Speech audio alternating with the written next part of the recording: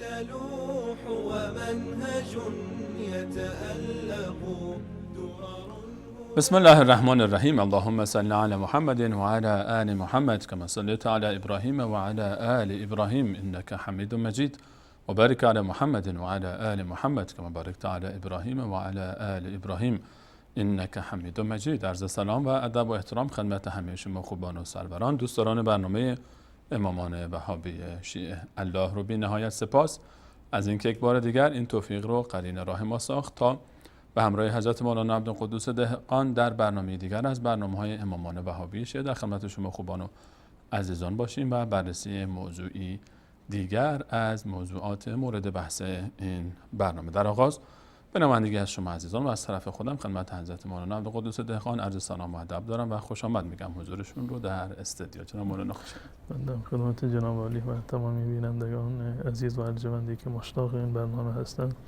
عرض ادب و سلام دارم. السلام علیکم و رحمت الله و برکاته و در خدمت شما هستم با موضوعی دیگر و بابی دیگر از ابواب کتاب التوحید شیخ محمد ابن عبدالوهاب رحمت الله علیه.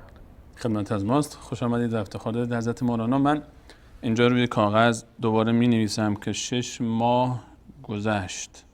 شما هم بنویسید که 6 ماه گذشت، نیم سال گذشت و بلکه اگر نیم قرن هم بگذرد آبی از آب تکان نخواهد خورد. 6 ماه گذشته، 6 ماه قبل در اولین برنامه امامان وهابی شیعه نامه‌ای برای مراجع اعظام شیعه فرستاده شد. حضرت آیت الله العظما جعفر سبحانی، حضرت آیت الله العظما مکارم شیرازی و محققینی به مانند جناب آیت الله نجم الدین طبسی که در موضوع آنچه که ادعا میکنند وهابیت مطرح است، این آقایان و آیات اعظام در تألیف، در آنچه که اسمش رو تحقیق گذاشته‌اند، در بررسی و نقد وهابیت گوی سبقت رو از بقیه ربوده بودند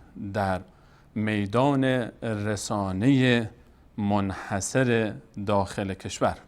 سال هاست، 40 سال بعد از انقلاب، حدوداً 39 سال و قبل از اون هم سالها و دهه هاست که در ایران مراجع تقلید و آیات اعظام و حجج اعظام و آخوندهای شیعه دارن مردم رو میترسانند از یک غولی به نام وهابیت که گویی بزرگترین دشمن امت اسلامی است و دست پرورده انگلیس است و استکبار جهانی و اسرائیل و هرچی هم که دلشون میخواد پشتش میفرستن و هر کسی رو هم که خوششون نیامد میگن این وهابی است. اما آن لحظه ای که در میدان علمی از آقایان خواسته می شود تا ثابت کنید آنچه رو که به دروغ، تزویر، تدلیس، تلبیس در 40 سال گذشته، بلکه بیشتر از اون، به مقلدین خودتون، به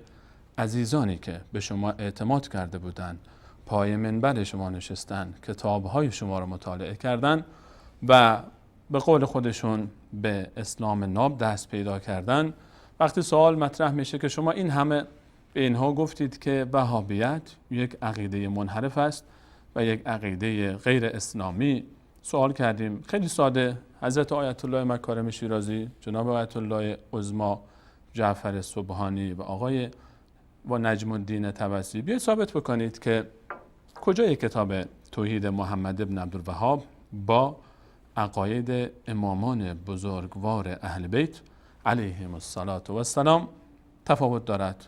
بیایید برای ما ثابت بکنید، دلیل بیارید. 3 عنوان از این کتاب رو، ابوابش رو بگید این باب با فلان سخن امام بزرگوار اهل بیت که ثابت شده روایت صحیحی است و صحیح است و صریح است، برای ما ثابت بکنید.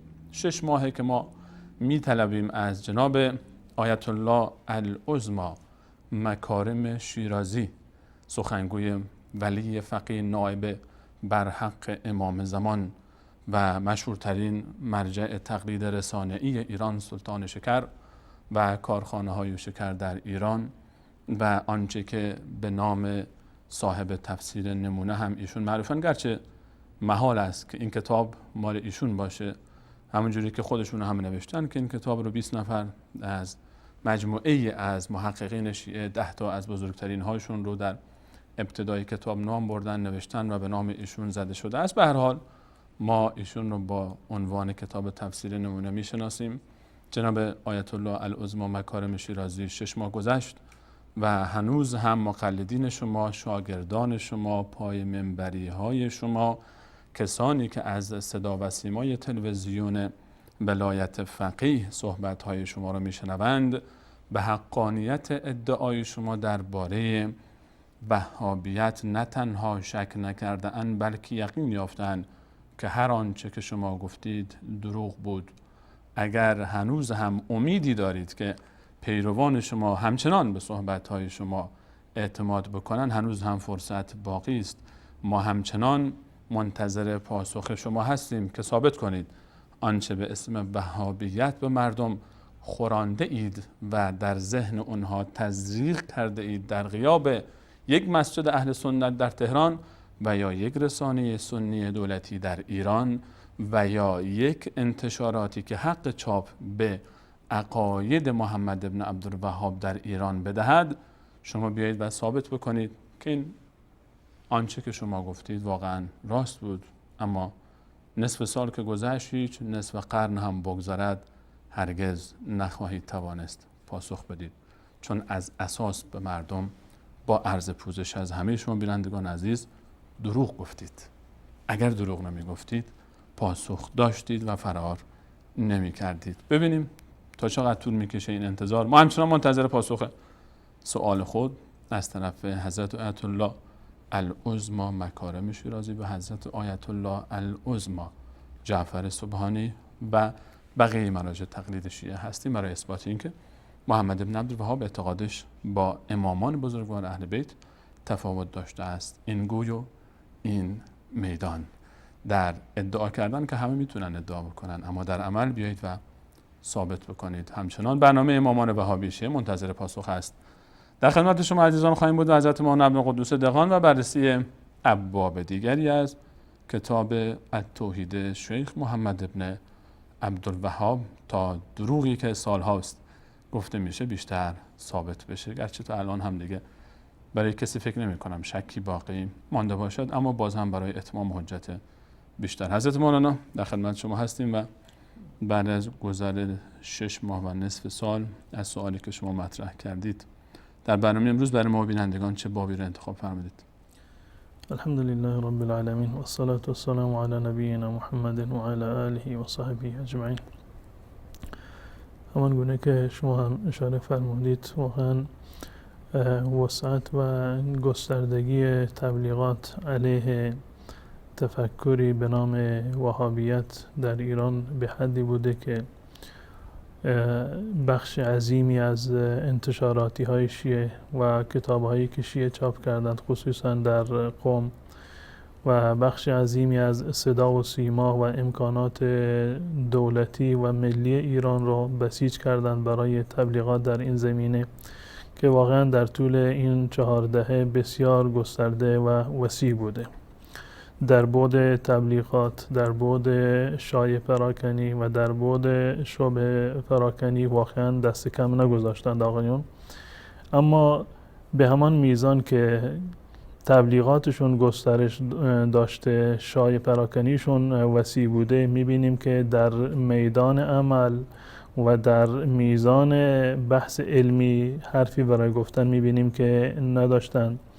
این همه تبلیغات کردند که وهابیت و وهابیت، اما وقتی که ازشون سوال کردیم میشود که تفاوت وهابیت با اهل سنت در چیست، میبینیم که بزرگترین علمایشون خاموشند و یک جواب عامیانه بسیار سطحی و غیر واقعی میدهند.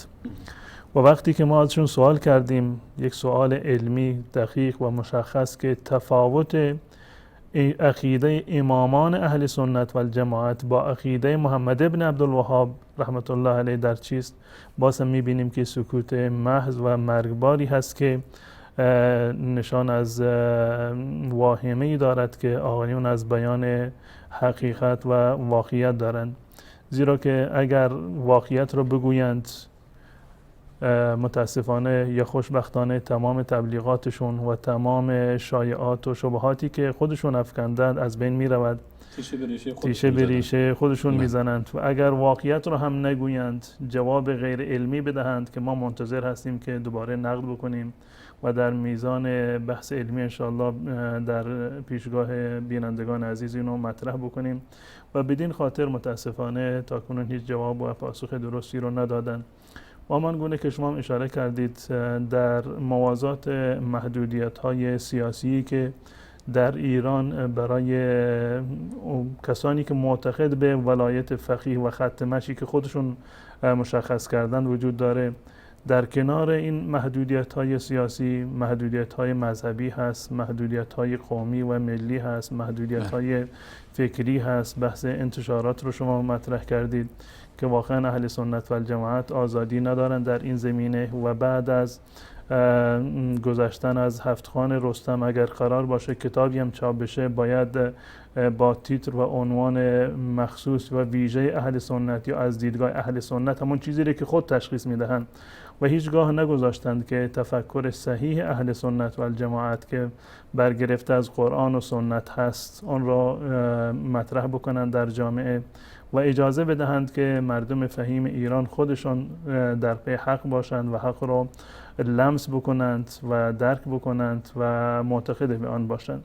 و هدف از این برنامه‌هایی که بنده داشتم و به صورت عمومی تمام شبکه‌های اهل سنت و الجماعت داشتن، بدون از هیاهوی تبلیغات رسانه‌ای، بلکه با ترکیز و انگشت گذاشتن بر روی مطالب علمی و واقعیت‌های موجود در میان شیعه و در میان اهل سنت و الجماعت و تفاوت‌های عقدی که وجود داره در میان شیعه و در میان اهل بیت رسول الله صلی الله علیه وسلم، بنای کار ما بر این بوده که این واقعیت‌ها و حقایق برای همگان روشن بشود، تا اینکه ملت فهیم اهل سنت و الجماعت هم در ایران و فارسی زبانان دیگر در بقیه کشورهای سنی نشین انشاءالله که بتوانند آنچه را که معتقد بر آن هستند با دیده و دانسته باشه، مستند باشد، و قطعا این راه علمی و راه رستگاری در دنیا و آخرت هست. در کتاب توحید شیخ محمد بن عبدالوهاب رحمت الله علیه، با توجه به مناسبت هایی که در 6 ماه گذشته وجود داشت و حساسیت ها و مطالبی که احیانا از طرف شیعه مطرح شده بود، ما ناچار شدیم که برخی از مطالب رو از وسط کتاب توحید شروع بکنیم و اولویت بدهیم، گرچه مسائل دیگری هم هست که اولویت دارن. و امروز میپردازیم به اول کتاب، بازگشتیم مقدمه کتاب و مسائلی درباره بیان اهمیت توحید و بعد از آن اهمیت شرک، اهمیت پرهیز از شرک و برحذر بودن از شرک و مسائل مقدماتی که هست. انشاءالله این مسائل رو مطرح میکنیم و بعد از آن به همین ترتیب ابوابی را که باقی مانده انشاءالله تا آخر کتاب بررسی خواهیم کرد. امید الله متعال. در اول کتاب، حالا کتاب التوحید محمد بن عبدالوهاب، برای کسانی که نخواندن این کتاب رو، خیلی ها شده اصلا تا این کتاب رو ندیدن و جا داره که البته اشاره هم بکنیم که ترجمه این کتاب رو به زبان فارسی هم عزیزان کتاب التوحید شیخ محمد بن عبدالوهاب رو میتونید در سایت عقیده، کتابخانه عقیده، اگر احمد جانم زیرنویس بکنید ان شاءالله آدرسش رو میتونید که وارد بشید و از این آدرسی که الان مشاهده میکنید میتونید اصل کتاب رو به زبان ترجمهش رو به زبان فارسی دریافت بکنید و خودتون مطالعه بکنید. عزیزانی که اهل مطالعه هستن و دوست دارن که خودشون با کتاب در ارتباط باشن، ترجمه فارسی کتاب التوحید شیخ محمد بن عبدالوهاب ان شاءالله در این آدرسی که برای شما عزیزان نوشته شده میتونید مشاهده بکنید و مطالعه بکنید. حضرت مولانا آنچه که به هر حال با توجه به فرموده‌های شما که تبلیغات سویی که میشه نسبت به این کتاب که این به هر حال خود شخص مؤلف این کتاب شیخ محمد بن عبدالوهاب عقیده وهابیت و آنچه که به اسم عقیده وهابیت خواستن فریب بدن مردم رو، به اهل سنت رو و بیشتر از اهل سنت برادران و خواهران شیعه ما رو و تفرقه ایجاد بکنن در صفوف مسلمین و دشمنی بکنن با عقیده صحیح دینی. بعضیا شاید تصور بکنن کار این کتاب که شروع میشه با چی شروع خواهد شد، یعنی اول این کتاب الان چی میخواد بگه دیگه. مستقیم حتما وقتی که تبلیغات این گونه است که این کتاب میاد و بر علیه عقیده اسلامی صحبت میکنه و عقیده دینی، اینجا دیگه میان و چیکار میکنن و این کتاب رو بزرگ میکنن و حالا تهدیدها هم اضافه میشه بهش. نه تنها ما درباره خود شیخ محمد بن عبدالوهاب تفکر وهابیت و هر کسی هم که خوششون نمیاد دیگه به اسم حالا اسمهای برچسب‌های روز هم که دارن دیگه، حالا روز جدیدن باز مد شده داعشی و فلان و فیلم هم درست میکنن از زبون اونها صحبت میکنن، علمای اهل سنت رو تهدید میکنن که میبندیم و میزنیم و حذف فیزیکی میکنیم. همه اینها برمیگرده به اینکه این کتاب شناخته نشده. همه برمیگرده به اینکه شیعه از پیش خود، نه تن شیعه، من مراد ما کسانی هستن که الان نظری پرداز هستن، کسانی که به اصطلاح به عنوان نمایندگان شیعه دارن صحبت میکنن و علمای شیعه هستن، میان به همه این کارها رو، همه این دروغ ها و تدلیس ها و تکذیب ها و تهدید ها و حذف ها رو تحت نام دفاع از عقیده اسلام ناب و دفاع از مکتب اهل بیت و مبارزه با انحراف عقیدتی صحبت میکنن. و میبینیم که این کتاب خب الان مهمترین تالیف اعتقادی شیخ محمد بن عبدالوهاب است. این کتاب را اگر آغاز بکنیم، ابتدای این کتاب چه هست؟ آغاز این کتاب برای خیلی بینندگان عزیز شاید آشنایی نداشته باشن با کتاب، جالب باشه بدونن این کتاب با چی شروع شده، چی داره که این کتاب وهابیت انقدر منفور میشه در دید این عده و یه قولی ازش درست کردن.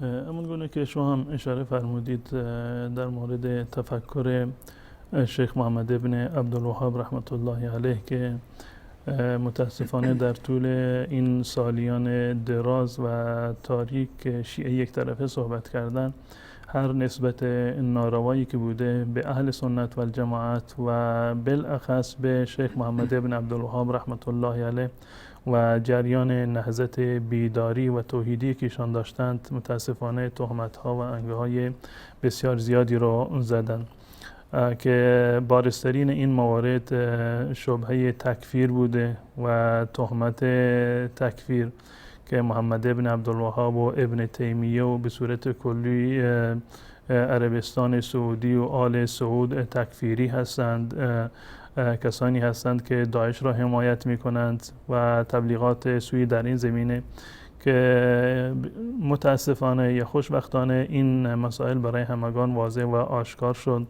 که در پشت داعش اهل سنت و الجماعت نیستند. حکومت سعودی و عربستان سعودی و آل سعود و بقیه دولت‌های اهل سنت و الجماعت نیستند، بلکه تنها کسانی که از این جریان دارند سوء استفاده می کنند و جهت‌دهی می کنند روافض و شیعه هایی هستند که با اهل سنت و الجماعت عموما کینه دارند و این را یک حربه‌ای قرار دادند برای این که به اهل سنت و الجماعت ضربه بزنند. و متاسفانه به همان گونه که بارها شاهد بودیم که این گروهک به نام داعش که تأمین کننده منافع شیعه در منطقه هست و اجرا کننده طرح‌های دراز مدت و کوتاه مدت شیعه در منطقه هست، ببینیم که در جاهای متعددی در عربستان سعودی عملیات انجام دادند، به اندازه‌ای گستاخی کردند که کنار حرم رسول الله صلی الله علیه وسلم و مسجد النبی و روضة النبی هم حرمت شکنی کردند متاسفانه و انفجاری رخ داد که چند نفر از نیروهای امنیتی عربستان سعودی در این جریان جان خودشون از دست دادند در سر سفره افطار. که نشان از این دارد که این گروهک نه حرمت حرم رو نگه می‌دارد، نه حرمت ماه رمضان رو نگه می‌دارد، نه حرمت مدینه رو و نه حرمت سفره افطار رو و نه حرمت احترام و اکرامی رو که این آقا رو دعوت کرده بودن سر سفره افطار خودشون نشانده بودن. متاسفانه امروزه می‌بینیم که همین افراد اومدند و اهل سنت و الجماعت رو هم تهدید کردند. علمای بزرگواری که در بلوچستان دارین و منادی وحدت هستند، منادی اتحاد بین مسلمانان و حفظ منافع اهل سنت و الجماعت هستند، تلاش‌های گسترده‌ای رو برای تبیین حقایق، برای التزام عملی و ایجاد این التزام در میان اهل سنت و الجماعت انجام دادن، به گونه‌ای که در استان بلوچستان به همان اندازه که اهل سنت و الجماعت از این فعالیت‌ها بهره مند بودن، در کنار شیعه ها هم با آرامش و آسایش زندگی کردند. متاسفانه می‌بینیم که چنین علمایی را که جان خودشون رو در طبق اخلاص گذاشتن برای دینشون، امروزه مورد تهدید قرار می‌گیرند و من هیچ گونه تردیدی ندارم که این تهدیدها از طرف داعش نیست، بلکه تهدیدی هست مستقیما از تندروانی که تا به امروز به نام اهل سنت و الجماعت، ملت اهل سنت و الجماعت ایران رو محروم نگه داشتند، محدودیت‌های سیاسی و مذهبی و فکری برایشون ایجاد کردند. در شهرها و کلان شهرها اجازه ساخت مسجد و اجازه تبلیغات، اجازه حتی برگزار کردن نماز، یک عبادت خالص که سیاسی نیست از دیدگاه اهل سنت و الجماعت، متاسفانه این اجازه ها رو ندادن به اهل سنت و الجماعت. امروزه شاید به این نتیجه رسیده باشند که با ترفندی دیگر با یک تیر به قول معروف دو نشان رو بزنند، هم اهل سنت و الجماعت رو به نابودی بکشند و هم منطقه رو ناامن بکنند. و من امیدوار هستم که ملت اهل سنت و الجماعت، خصوصا مردم بلوچستان، هوشیار باشند که دشمن اصلی و حقیقی رو بشناسند، چه کسانی پشت صحنه هستند، چه کسانی از این تبلیغات و از این شایعات و از این تهدیدات استفاده می کنند. و اگر واقعا دولت جمهوری اسلامی ادعای اقتدار دارد، ادعای وحدت دارد، ادعای تأمین منافع ملی و منافع عموم ملت اهل سنت و عموم شیعیان ایران را دارد، باید در برابر چنین تهدیدها بایستد و اجازه ندهد که کوچکترین اغتشاشی در منطقه ایجاد بشود که قطعا این نه به فایده اهل سنت و الجماعت هست و نه به سود شیعه و عموما حکومت جمهوری اسلامی. قطعا از این قضیه سودی رو نخواهد برد و من مطمئن هستم با شناختی رو که دارم ملت بلوچ و همیشه در صحنه‌ای که بودن در بلوچستان حامی علمایشون هستن و با تمام توان خودشون جان و مال و نفس و نفیس خودشون را فدا میکنن. برایشون تفاوتی ندارد که در مقابل علمایشون، در مقابل دین و مذهبشون شیعه ایستاده باشد، رافضی ایستاده باشد، به نام حکومت جمهوری اسلامی باشد یا به نام داعش و یا هر فرقه و گروه ناشناس دیگری که باشند. الحمدلله این اتحاد و انسجام را دارند و انشالله این اتحاد و بیداری و هوشیاری خودشون را چند برابر خواهند کرد. دشمن را انشالله عمیق‌تر خواهند شناخت و پیشگیری خواهند کرد که مبادا هیچ گونه مشکلی در میان اهل سنت و الجماعت انشالله که ایجاد نشود. انشالله. در مورد کتاب توحید و مبنای فکری شیخ محمد ابن عبدالوهاب و قبل از آن عموم اهل سنت و الجماعت بر اساس توحید هست، یکتاپرستی و یگانه دانستن الله متعال در ذات و در صفات و در افعالش. و این همان رسالت عمومی تمامی انبیاء الهی و هدف و مقصود اصلی آفرینش هست که الله متعال جهان هستی را به وجود آورد. شیخ محمد ابن عبدالوهاب رحمت الله علیه در کتاب توحیدشون در نخستین باب و قبل از باب اول مطلبی رو که در مقدمه این کتابیان اشاره کردند که در برخی از چاپ‌ها به عنوان باب اول مطرح شده، درباره هدف آفرینش هست و هدف ارسال رسول و رسالت مشترک و یگانه تمامی انبیاء الهی از آدم گرفته تا خاتم. ایشون این باب را با این عنوان شروع کردند و بسم الله الرحمن الرحیم الحمد لله و صلی الله علی محمد و علی آله و صحبه و سلم، که ابتدا و آغاز کتاب توحید شیخ محمد ابن عبدالوهاب رحمت الله علیه است، کتاب التوحید. اولین آیه‌ای را که ایشون در این کتاب آوردند و آغاز سخنیشون هست قول الله تعالی، این فرموده الله متعال هست و ما خلقت الجن والانس الا لیعبدون. الله متعال میفرماید که من جنها را و انسانها را نیافریدم مگر الا لیعبدون، تا اینکه مرا عبادت بکنند. ما میدونیم که این لامی که در اینجا هست لیعبدون، این لام تعلیل هست برای بیان حکمت و بیان فلسفه و علت غایی و هدف و مقصود نهایی آفرینش انسانها و موجودات دیگر امثال جنها هست، که الله متعال میفرماید که من جنها را و انسانها را نیافریدم مگر برای این که مرا عبادت بکنند. لیعبدون یعنی لیوحدون، توحید مرا، یکتایی مرا و یگانگی مرا و بر اساس این یگانگی عمل بکنند، یعنی انجام اوامر الهی و ترک و پرهیز از نواهی الهی. و در ادامه آیه الله متعال میفرماید ما اريد منهم من رزق و ما اريد ان یطعمون، من نمیخوام که به من رزق بدهند، به من کمک بکنند، یاری بدهند به الله متعال، و الله متعال نیازی به کمک ندارند، نیازی به این که کسی به الله رزقی بدهد، کمکی بکند ندارد، بلکه این انسان هست که نیازمند رحمت و لطف الله متعال هست. این در واقع نخستین آیه هست که شیخ محمد ابن عبدالوهاب رحمت الله علیه در اینجا ذکر کردند و نشانه این است که ما در این دنیا و در زندگی دنیوی خودمون بر اساس هدف و خط مشی که الله متعال برای ما مشخص کرده در دنیا باید حرکت بکنیم. تمام برنامه زندگی ما باید بر اساس هدف آفرینش ما باشد. هدف آفرینش رو الله متعال بیان فرمودند و ما خلقت الجن والانس الا لیعبدون، هم جنها را و هم انسانها را الله متعال به هدف به هدف عبادت کردن، بدون این که الله متعال نیازی داشته باشد، بلکه یک نوع کرامت و احترام و ارتقای ارزش و جایگاه خود انسان هست که الله متعال دستور داده که انسان باید الله متعال را عبادت بکنند. پس این حضرت مولانا فرمودند اولین آیه هست که کتاب توحید شیخ محمد بن عبدالوهاب باش آغاز میشه و مهمترین به هر حال میشه گفت که خود حسن انتخاب این آیه هم بسیار جالب هست، که چون این آیه اصلا کلا هدف از خلقت ما انسان‌ها رو داره مطرح میکنه که برای عبادت ما آفریده شدیم. این آیه را شیخ محمد ابن عبدالوهاب رحمت الله علیه قرین کرده با آیه 36 سوره نحل که بسیار جالب هست. این دوتا آیه را کنار هم که ایشون قرار دادن و در مورد آیه اولی الله متعال استثنایی را قائل نشده، هم برای جن و هم برای انس، جنها و انسانها.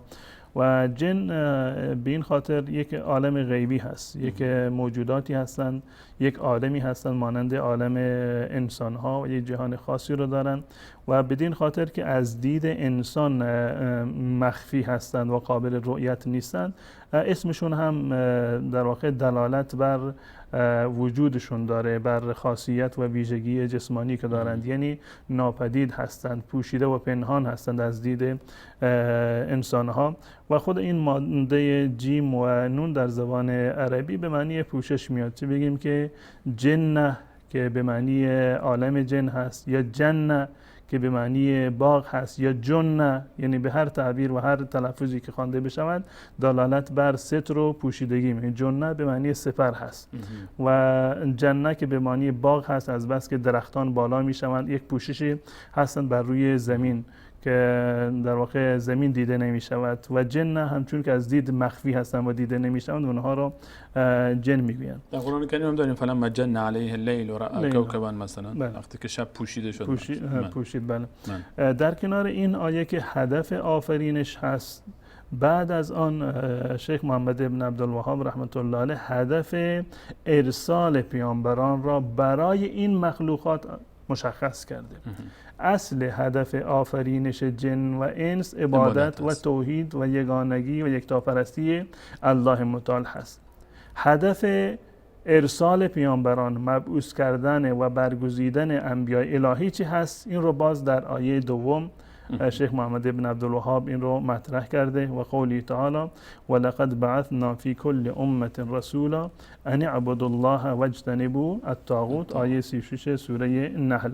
ما مبعوث کردیم، برگزیدیم، یعنی رسالت دادیم، وظیفه دادیم، فی کل امت، در هر امتی و در هر ملتی یک پیامبر و یک فرستاده و قاصدی رو ما فرستادیم که پیام ما را به مردم برساند.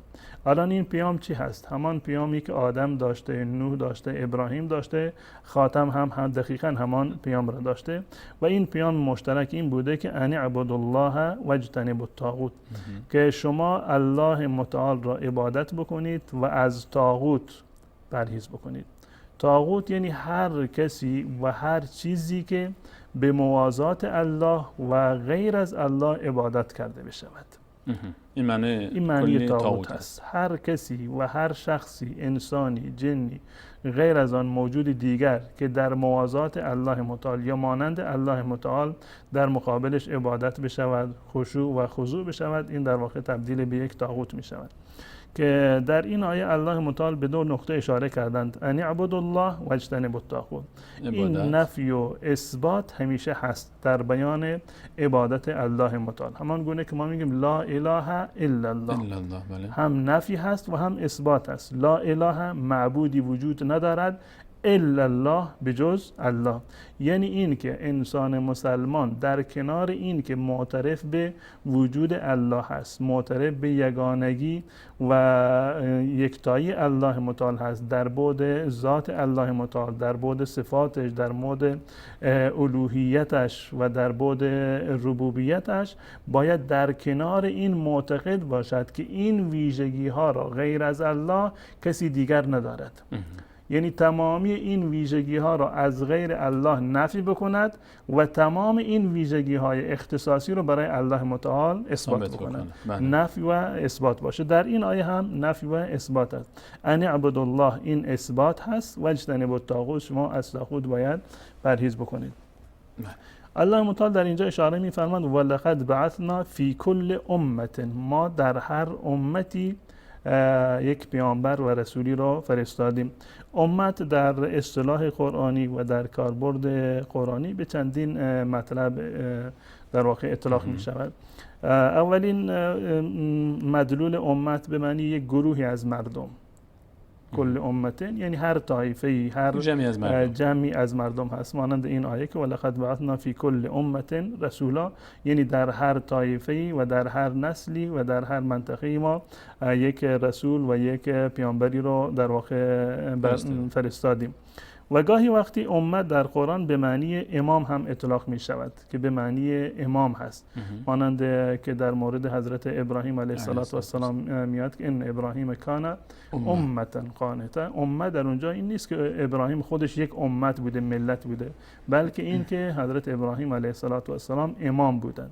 یعنی لفظ امت در زبان عربی و در مفهوم قرآن گاهی وقتی به معنی امام هم میاد و به معنی دین و آیین هم استفاده می شود در قرآن کریم. امت به معنی دین و آیین هم هست. انا وجدنا آباءنا علی امه در سوره زخرف، که ما آبا و نیاکان خودمون را بر روی یک دین و یک آیین یافتیم که معتقد و پایبند یک دین و آیین بودند. و همچنین در زبان قرآن به معنی زمان هم استفاده می شود، یعنی یک مقطع و برهه زمانی، اونگونه که در مورد داستان حضرت یوسف علیه السلام زندانی که آزاد شد و ذکر بعد امه، بعد از مدتی به یاد حضرت یوسف علیه السلام افتاد. پس بنابراین در اینجا ما میبینیم که الله متعال در این آیه اشاره میکند که هدف آفرینش عبادت و یگانگی الله متعال هست و هدف ارسال پیامبران و بعثت تمامی پیامبران از آدم گرفته تا خاتم، تمام اینها در واقع من ارسالشون هدفش عبادت الله متعال بوده که این پیام یگانگی و توحید را به تمام مردم برسانند. به صورت کلی ما میتونیم که هدف ارسال رسول را اتمام حجت معرفی بکنیم که الله متعال پیامبران را مبعوث گردانیدند برای این که حجت الهی را برای مردم در واقع اتمام بکنند که دین الهی و آنچه که الله متعال از مردم میخواد و حق الله متعال بر مردم هست این رو برای مردم تبیین بکنند و همچنین در کنار آن یک نوع رحمتی هست از جانب الله متعال، آنگونه که الله متعال در مورد رسول الله صلی الله علیه و سلم میفرماد و ما ارسلناک الا رحمتا للعالمین، که ما شما را به عنوان رحمتی برای جهانیان فرستادیم. پس بنابراین هدف آفرینش توحید هست و هدف ارسال رسول توحید و یکتاپرستی الله متعال است. خیلی ممنونم حضرت مولانا، تشکر از لطف شما. اگر اجازه بدید به همراه شما بینندگان عزیز میان برنامه میبینیم برمیگردیم ان شاءالله در خدمت شما عزیزان خواهیم بود با ادامه موضوع این هفته ما که درباره توحید هست، درباره توحید، هدف ارسال پیامبران و هدف اصلی که تمام انبیاء الهی ارسال شدن و فرستاده شدن و بررسی باب اول کتاب شیخ محمد ابن عبدالوهاب. در خدمت شما عزیزان خواهیم بود. بعد از یک میان برنامه همراه ما باشید. چرا مراجع شیعه پاسخ نمیدهند؟ مراجع و نویسندگان شیعه امثال مکارم شیرازی و سبحانی و طبسی و غیرهم در این سالیان دراز که اهل سنت منبری در اختیار نداشته اند، صدها خرمن کاغذ سفید را رو سیاه کرده و یک طرفه به نام نقد وهابیت هرچه خواسته اند گفته و نوشتند و مردم را از عقیده شیخ محمد ابن عبدالوهاب رحمه الله بیم داده اند. واقعیت آن است که کتاب التوحید شیخ محمد ابن عبدالوهاب رحمه الله عقیده مشترک و مسلم تمامی مسلمانان و در رأس همه عقیده امامان شیعه است. ما برای آنکه حق و حقیقت برای همگان آشکار گردد از مراجع شیعه تقاضایی به شرح زیر مطرح نموده‌ایم. خدمت مرجع عالی قدر جهان تشیع آیت الله العظمی جعفر سبحانی دامت افاضاتهم. خدمت آیت الله حاج شیخ نجم الدین طبسی دام ظله. خدمت مرجع عالی قدر جهان تشیع آیت الله العظمی ناصر مکارم شیرازی دامت افاضاتهم. السلام علیکم و رحمت الله و برکاته. با توجه به تألیفات و تلاش‌های گسترده جناب عالی در نقد وهابیت و شناخت عمیقی که از منابع و باورهای امامان شیعه دارید، از شما درخواست داریم که برای تبیین حقایق و روشن شدن افکار عمومی شیعه و سنی حداقل 3 عنوان از ابواب کتاب التوحید، مهمترین تألیف عقیدتی شیخ محمد ابن عبدالوهاب رحمه الله را که به نظر جناب عالی تضاد بیشتر و آشکارتری با عقاید امامان 12 گانه شیعه دارد انتخاب نموده و خلاف آن را از گفتار صریح و صحیح و بی‌معارض امامان شیعه اثبات نمایید. و برای آنکه جای هیچ توجیه، ابهام و تردیدی باقی نماند، مؤکداً استدعا داریم که به نکات زیر عنایت فرمایید. حداقل 3 باب را انتخاب نمایید. ابوابی را برگزینید که با عقاید ائمه شیعه تضاد بیشتر و آشکارتری داشته باشد. صرفاً از روایات و گفتار امامان شیعه استدلال نمایید. روایات مورد استدلال صریح، صحیح و بی‌معارض باشد. و چنانچه کتاب التوحید شیخ محمد ابن عبدالوهاب را با عقیده امامان شیعه در تضاد نمی بینید، احتراما نظر خویش را در این مورد اعلام بفرمایید. پیشاپیش از پاسخگویی جناب عالی سپاس گزاریم. برنامه تلویزیونی امامان وهابی شیعه. پاسخهای ممکن: الف، کتاب التوحید شیخ محمد ابن عبدالوهاب رحمه الله با عقیده امامان اهل بیت تفاوت دارد که در این صورت با ذکر دلیل بیان نمایید. با امامان شیعه در مورد مباحث اعتقادی اظهار نظر نکرده و عقاید اسلامی را به شیعیان خود نیاموخته اند. جیم، در مورد مباحث اعتقادی مذکور از امامان شیعه روایاتی صحیح در دست نیست و روایات شیعه متعارض و غیر قابل اعتماد است. دال عقیده شیخ محمد بن عبدالوهاب هیچ تفاوتی با عقیده امامان شیعه ندارد و شیخ محمد بن عبدالوهاب رحمه الله پیرو واقعی امامان اهل بیت است.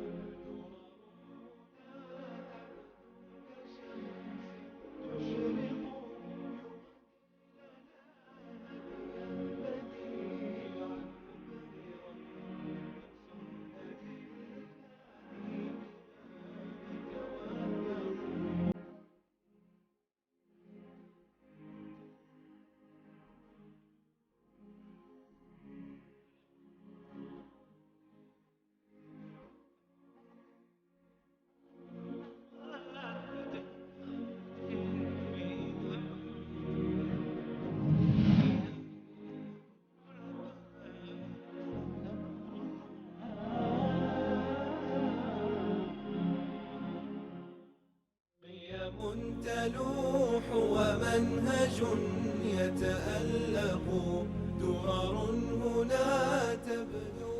بله، سلام مجدد خدمت همه شما خوبان سروران، همچنان در خدمت شما هستیم با ادامه موضوع برنامه توحید رسالت انبیاء الهی و بررسی بخش اول کتاب شیخ محمد بن عبدالوهاب که در برخی از چاپ‌ها به عنوان مقدمه، در بخشی از چاپ‌ها به عنوان باب اول مطرح شده و قابل ذکر است که عزیزانی که دوست دارن در برنامه مشارکت بکنن و سوال‌هایی که در چارچوب موضوع برنامه دارن ان شاءالله بعد از گذشته ربع ساعت 20 دقیقه ان شاءالله باز پیام‌های تماس‌های تلفنی هم برای شما عزیزان شماره زنویس خواهد شد تا بتونید در برنامه مشارکت بکنید. برمیگردیم جناب خدمت جناب حضرت مولانا. حضرت مولانا اشاره فرمودید که در آغاز کتاب توحید محمد بن عبدالوهاب شیخ محمد بن عبدالوهاب با 2 آیه آغاز کرده بود کتاب خودش رو، آیه 56 سوره مبارکه ذاریات و ما خلقت الجن والانس الا لیعبدون، که الله متعال فرمود که هدف اصلی از خلقت انسان‌ها و جن‌ها عبادت الله متعال است و در این راستا پیامبرانی رو فرستاده و این پیامبران هدف اصلی باز رسالت انبیاء الهی رو در آیه 36 سوره مبارکه نحل باز در آیه دومی که شیخ محمد بن عبدالوهاب آورده بیان فرمود که الله متعال ولقد بعثنا فی کل امة رسولا ان اعبدوا الله واجتنبوا الطاغوت، که عبادت الله متعال و دوری از طاغوت، و فرمودید که طاغوت هر آن چیزی است که غیر الله متعال عبادت میشه و ما را الله متعال برحذر داشته از عبادت غیر الله متعال. این دعایی که آغاز این کتاب هست. غیر از این موارد چه موارد دیگری مشاهده می‌کنید؟ شیخ محمد بن عبدالوهاب رحمت الله علیه در این باب چند آیه دیگر را ذکر کردن. گرچه در باب توحید وقتی که بخوایم بحث و بررسی داشته باشیم یا توجهی داشته باشیم به آیات قرآن کریم، این بحث تمام شدنی ندارد. تمام قرآن از ابتدا تا انتهایش بحث توحید و یکتاپرستی هست در واقع. فراوان هست. بله. و شیخ محمد بن عبدالوهاب رحمت الله علیه چند آیه دیگر را به عنوان این که تأییدی باشد بر اصل هدف آفرینش و هدف بعثت انبیا، چند آیه دیگر را هم ذکر کردن. من جمله 2 آیه از سوره اسراء هست و قوله تعالی و قضى ربک الا تعبدوا الا ایاه، که الله متعال دستور دادند و حکم کردند، پروردگار تو حکم کرده الا تعبدوا الا ایاه، کسی را نپرستید، عبادت نکنید مگر الله متعال را. همان گونه که قبلا فرمودند که جن و انس هدف از آفرینشون صرفاً توحید هست، عبادت الله متعال هست و پیام مشترک تمامی پیامبران هم این بوده که شما تنها الله را عبادت بکنید و از عبادت غیر الله پرهیز بکنید. در اینجا با تعبیری دیگر الله متعال می‌فرماید و قضى ربک الا تعبدوا الا ایاه، الله متعال حکم کرده، دستور داده، مشروع قرار داده برای شما این را که غیر از الله متعال کسی را شما به هیچ عنوان نباید عبادت بکنید. تمامی گونه هایی که جزو مفهوم عبادت هستند یا اعمالی هستند که انسان به نیت تقرب به الله متعال انجام میدهد و اعمالی که الله متعال میپسندد و مشروع قرار داد آنها را، تمام اینها در مفهوم عبادت هستند و تمامی این اعمال و گونه های عبادی را ما صرفاً فقط و فقط باید برای الله متعال انجام بدهیم که گونه های متعددی از این اعمال را شیخ محمد ابن عبدالوهاب رحمت الله علیه در ابواب بعدی ذکر فرمودند که ما هم چند بابش رو تا حالا بررسی کردیم. و بعد از حق الله متعال که بالاترین حق هست بر انسانها، در مورد حقوق عباد الله متعال صحبت می کند و از میان تمامی انسانها پدر و مادر اولویت دارند.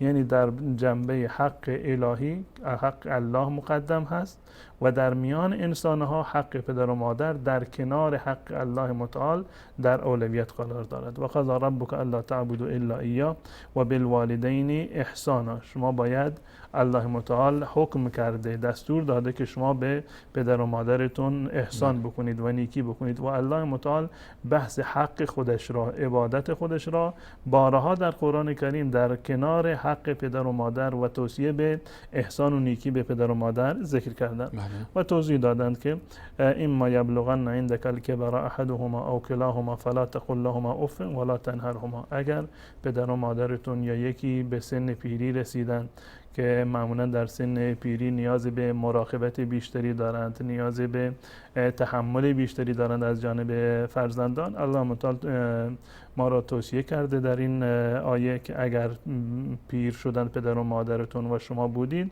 مواظب باشید به آنها اف نگویید و هیچ وقت در مقابل پدر و مادرتون پرخاش نکنید و با صدای بلند با آنها صحبت نکنید. و قل لهما قولا کریما، بسیار با مهربانی و بسیار با نرمی با آنها صحبت بکنید. واخفض لهما جناح الذل من الرحمه و قل رب ارحمهما کما ربیانی صغیرا. با رحمت و با مهربانی و نرمی با آنها برخورد بکنید و همیشه این دعا را بفرمایید که و قل رب ارحمهما کما ربیانی صغیرا.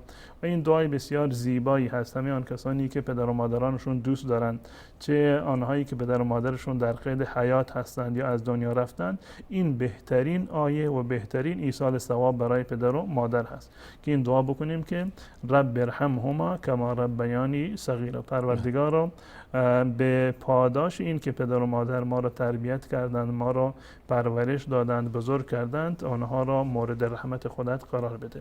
این آیه 23 و 24 سوره اسراء هست. آیه بعدی میخوام که مثلا زودتر از این آیات رد بشیم که صدای بینندگان رو هم انشاءالله داشته باشیم. در آیه بعدی در سوره نساء آیه 36 بازم الله متعال به همین نقطه اشاره میفرماید که وَاعْبُدُوا اللَّهَ وَلَا تُشْرِكُوا بِهِ شَيْئًا. الله متعال را عبادت بکنید و هیچ کسی را با الله متعال شریک قرار ندهید. یعنی هم بحث عبادت و یکتاپرستی الله متعال به صورت اثبات این رو آورده و هم به صورت نفی که ولا تشریکو بهی شیئا. قبلا هم اشاره کردم که نفی و اثبات در واقع مکمل همدیگر هستند و احیانا اگر که به صورت اثبات محض باشد، نه اثبات محض به اصطلاح کارآمد هست و نه نفی محض، بلکه نفی و اثبات باید در کنار هم باشن تا اینکه مطلب به صورت کامل و واضح باشه. نفی محض وقتی که باشه این مساوی هست با تعطیل. اگر همه چیز وقتی که انکار بکنیم، همه چیز رو از الله متعال سلب بکنیم، نفی مطلق باشه، این در واقع منجر به تعطیل میشه که الله متعال فلان صفت رو ندارد، فلان صفت رو ندارد، این گونه نیست، این گونه نیست. آخرش وقتی که اون گونه که بسیاری از متکلمین در این ورطه افتادن، منجر شده از نظر عقلی و مساوی هست با انکار الله متعال است. نفی محض از بنابراین منجر به تعطیل میشه، انکار میرسه و اثبات محض این مانع مشارکت دیگران نیست. هرچند ما بگیم که یگانه الله متعال یگانه هست و حق توحید مخصوص الله متعال هست، تا زمانی که ما نفی نکنیم مشارکت دیگران رو در واقع ما احتمالش باز هم وجود داره. به این خاطر است که در قرآن کریم معمولا بحث نفی اثبات رو در کنار هم ذکر کرده. و اعبدوا الله ولا تشرکوا به شیئا. و آیت دیگر از سوره انعام آیه 151 تا 153 رو در اینجا اشاره کرده و قوله تعالی قل تعالوا اتل ما حرم ربکم علیکم، بیایید من برای شما مشخص بکنم، تلاوت بکنم، برای شما بیان بکنم آنچه را که الله متعال و پروردگار شما بر شما حرام کرده. الا تشرکوا به شیئا، که بر شما حرام هست، الله متعال ممنوع کرده این که شما چیزی رو با الله متعال در واقع شریک قرار بدهید. و بالوالدین احسانا، بعد از این دوباره اشاره کرده در آیه اولی قبلا از و عبد الله ولا تشرکوا به شیئا که و قضى ربک الا تعبدوا الا ایاه و بالوالدین احسانا، بحث اثبات را قضى ربک الا تعبدوا الا ایاه، غیر از الله کسی را عبادت نکنید و به والدین احسان بکنید. در اینجا الله متعال میفرماید الله متعال بر شما حرام کرده که با تعبیر دیگر که شرک بورزید در عبادت الله متعال و حکم کرده الله متعال بر شما این که و بالوالدین احسانا، به پدر و مادرتون در واقع باید نیکی بکنید. در این آیه، در آیه 151 در واقع الله متعال 5 نقطه اساسی رو و 5 توصیه اساسی رو مطرح کرده. بحث توحید الله متعال هست و نقطه دوم احسان به والدین هست. نقطه سوم این که انسان نباید از ترس فقر و تنگدستی فرزندانش را بکشد. انسان نزدیک به فواحش نشود، ولا تقربوا الفواحش ما ظهر منها و ما بطن. و توصیه آخری ولا تقتلوا النفس التي حرم الله الا بالحق. و انسانی رو که الله متعال خونش را معصوم قرار داده و کشتنش را حرام قرار داده، شما به هیچ عنوان اجازه ندارید که چنین قتلی را مرتکب بشوید. نقطه اول و که مورد استدلال هست همین آیه هست که قل تعالوا اتل ما حرم ربکم علیکم الا تشرکوا به شیئا، که به الله متعال شرک نورزید. مصادیق شرک چی هستند، گونه‌های شرک چی هستند، اینو انشاءالله در ابواب بعدی به صورت مفصل توضیح خواهند داد.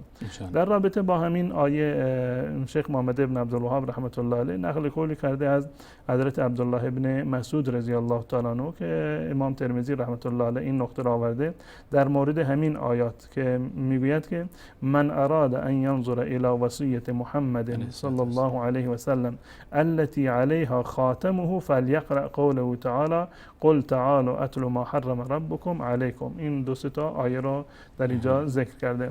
اگر میخواهید، قول عبدالله ابن مسعود رضی الله تعالی عنه است، اگر میخواهید که وصیت رسول الله صلی الله علیه و سلم را که آن را محرموم کرده، میخواهید آن وصیت رسول الله صلی الله علیه و سلم را بخوانید، این آیات را شما بخوانید. در این آیات 151 و 52 53 رو که تقریبا بله الله متعال در اینجا 10 مورد رو اشاره کردند از امر و نهی هایی رو که الله متعال در این زمینه داشته که عرض کردم 5 تاش در فقط در همون آیه اول هستند و 5 تای دیگرش در آیه 152 و 153 هستند. عبدالله ابن مسعود رضی الله تعالی عنه در اینجا میگه هر کسی که میخواهد وصیت رسول الله صلی الله علیه وسلم را که آن را محرموم کرده بداند و بخواند، این آیات را بخواند. 3 آیه 151 تا 153 سوره انعام را بخواند.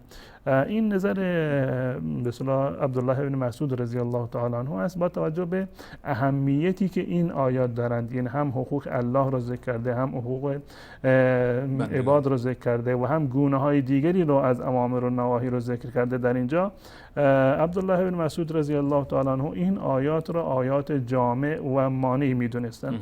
اینها را انتخاب کرده و گفته که اگر میخواید دین را خلاصه بکنید، آنچه را که رسول الله صلی الله علیه وسلم در 23 سال عمر شریفشون که در زمان پیامبری گذراندن تبلیغی رو که داشتن، تا در مورد همین 10 توصیه بوده که در این 3 آیه الله متعال به صورت مختصر و مفید اینها را ذکر کرده.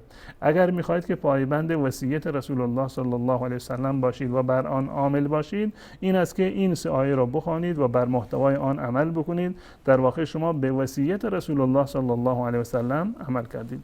وگرنه از نظر عملی و از سیره رسول الله صلی الله علیه وسلم ما این رو مطمئن هستیم که رسول الله صلی الله علیه وسلم بعد از خودشون وصیتی رو که مکتوب کرده باشند و آن رو سپرده باشند به یکی از اصحاب خودشون یا به اهل بیت خودشون، چنین وصیتی رو رسول الله صلی الله علیه وسلم به صورت مکتوب و اختصاصی برای کسی ننوشتن.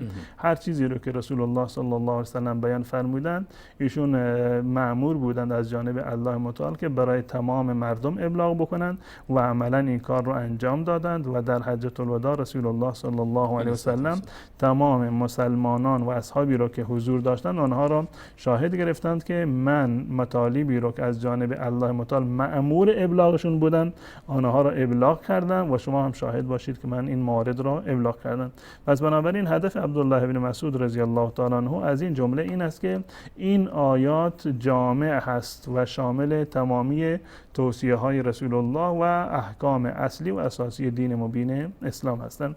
اینا چند آیه بودند که در اینجا شیخ محمد بن عبدالوهاب رحمت الله علیه ذکر کردند و طبق معمول ایشون که معمولا بعد از تعدادی از آیات قرآن که مطرح می‌فرمایند چند تا روایات رو مطرح می‌کنم. در این باب هم یک روایت معروف و مشهوری رو هم مطرح کردند که انشالله بعد از این که بینندگان عزیز رو صداشون رو بشنویم این روایت رو هم خدمت بینندگان عزیز مطرح خواهم کرد انشالله حضرت مولانا. پس تا الان به همراه شما بینندگان عزیز در بررسی بخش اول کتاب توحید شیخ محمد بن عبدالوهاب دیدیم که فقط چند آیه از کلام الله مجید درباره اهمیت توحید و پرهیز از شرک ذکر شده بود. آیه 56 سوره مبارکه زاریات و آیه 36 سوره مبارکه نحل و همچنین آیه 36 از سوره مبارکه نساء و آیات 151 و 52 و 53 از سوره مبارکه انعام که به عنوان مهمترین آیاتی هستند که به اضافه 23 سوره مبارکه اسراء در ابتدای این بحث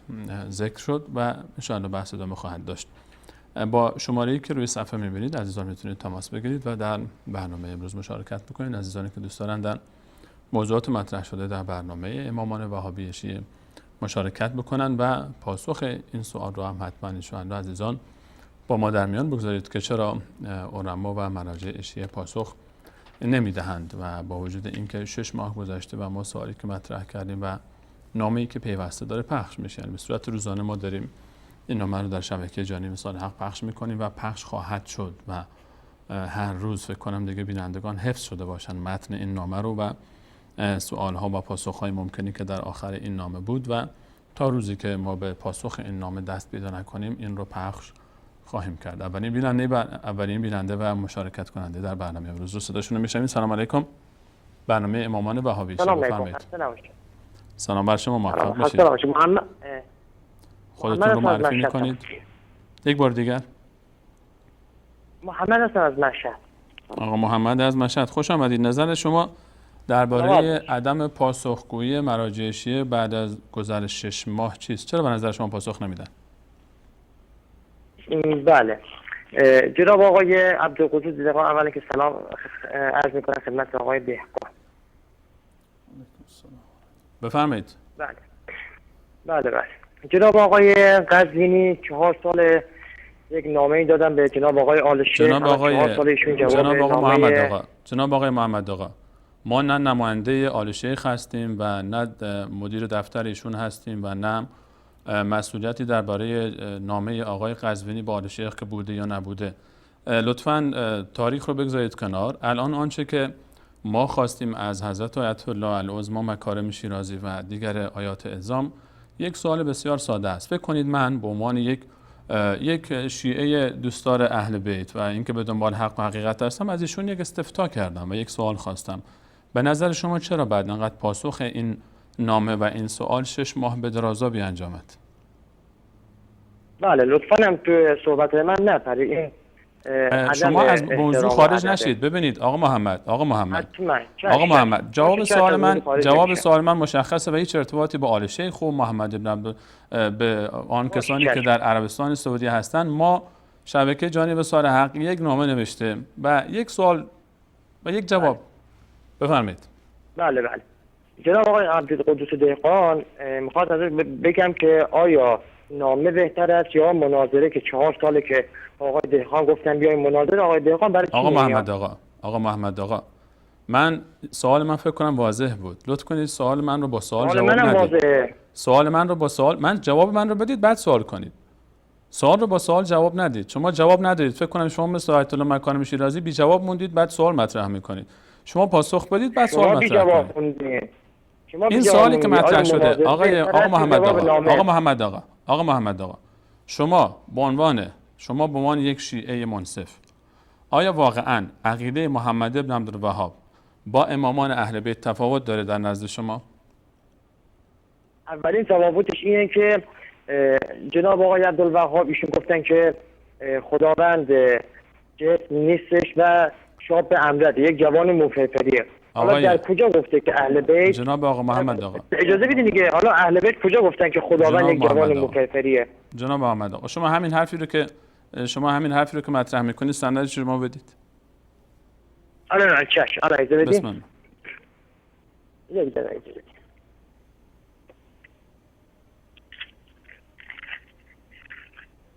آقا محمد آقا جان یک دقیقه من فکر میکردم شما خودتون میدونید، ولی الان براتون سند میخونم که حتما شما هر وقت سند آماده کردی زنگ بزنید. من نمیتونم وقت برنامه ها رو به وقت بینندگان رو در اختیار شما بزنم تا شما بگردید تازه پیدا بکنید. شما دوباره تماس بگیرید، سوالتون رو مطرح بفرمایید. نه پیدا شد بفرمایید. خیر در کتاب بیانات تدریس ابن تیمیه، بیانات صفحه 290 جلد 7. در کدوم کتاب؟ بیان تدریس کتاب ابن تیمیه. کتاب ابن تیمیه کدوم کتابش؟ نام کتاب؟ بله بیان تلبیس جهمیه. بیان تلبیس جهمیه، بله کتاب ابن تیمیه صفحه 290. شما الان ببخشید آقا محمد آقا قال رسول الله جناب آقا محمد آقا بله من از شما فرمودید که محمد ابن عبدالوهاب میگوید که این گونه است، بعد دارید از کتاب ابن تیمیه‌ای که چند صد سال قبل از ایشون بوده سوال مطرح میکنید، سند میارید. من گفتم محمد ابن عبدالوهاب محمد ابن عبدالوهاب در کجا گفته؟ مگر عبدالوهاب تابع ابن تیمیه نبوده؟ آقا محمد آقا شما دارید با من بحث علمی میکنید یا دارید شوخی میکنید؟ کدوم موضوع؟ شما آخه کدوم بحث علمی میپذیره که شما از یک نفر دیگه برای اثبات عقیده یک نفر، شما اصلا چیکار دارید که تابعش بوده یا نبوده؟ شما میگید محمد ابن عبدالوهاب اینطوری گفته، بعد دلیل میارید که ابن تیمیه در کتابش اینطوری گفته. خب چه ربطی محمد ابن عبدالوهاب داره ابن تیمیه؟ شما گفتید که محمد ابن عبدالوهاب گفته، شما گفتید که برادر من آقا محمد آقا خواهش میکنم به شعور بینندگان احترام بگذارید. شما فرمودید که محمد ابن عبدالوهاب صدای شما ضبط شده، فیلم شما فرمودید من الان صحبت ما محمد ابن عبدالوهاب، کار به شیخ الاسلام ابن تیمیه نداریم. ما صحبت ما محمد ابن عبدالوهاب و تفاوت عقیده ایشون، عقیده محمد ابن عبدالوهاب رو در مؤلفات ایشون و کتاب‌های ایشون باید برید بر ما اثبات بکنید. شما ما از محمد ابن عبدالوهاب شما همین حرفی که زدید اثبات کنید. همین حرفی که زدید اصلاح نداره دیگه آقای همین ادعایی که شما کردید که محمد شما اجازه بدید، همین حرفی که شما زدید محمد ابن عبدالوهاب گفته خدا این گونه است، کجا گفته این حرف؟ مگر محمد ابن عبدالوهاب شیخ الاسلام شما مگر تابع ابن تیمیه نیستش؟ شما فرمودید محمد ابن عبدالوهاب گفته که خدا این گونه است، کجا گفته؟ اگر جواب ندید من از شما معذرت میخوام. خب نگاه کنید شما الان میگه اینجوری نیست. ممنونم از شما آیت الله آزمای مکارم شیرازی شما که استاد همه شماست و 40 سال مردم رو فریب میده، نتونست از این دروغ دفاع بکنه. شما مثل ایشون و باز هم ثابت شد. همه بینندگان عزیز دارن میبینن. شما به دروغ دارید میگید محمد ابن عبدالوهاب اینطوری گفته. دلیل چیه؟ ابن تیمیه در کتابش اونطوری گفت. خب چه ربطی به این داره موضوع؟ شما عقیده وهابیت رو میگید محمد ابن عبدالوهاب این اعتقادشه، در حالی که هیچ کدوم شما آنچه که به محمد ابن عبدالوهاب نسبت میدید از کتابهاش نمیتونید ثابت بکنید که این گونه اختلاف داشته باشه. این اعتقادش با اعتقاد امامان بزرگوار اهل بیت به شرط ثابت شدن اون قولی که برای امامان اهل بیت ثابت میشه با روایت صحیح، صریح و بی‌معارض. بیننده بعدی رو میگیریم. سلام علیکم. الو سلام، خسته نباشید. سلامت باشید خواهر بزرگوار. خودتون معرفی میکنید؟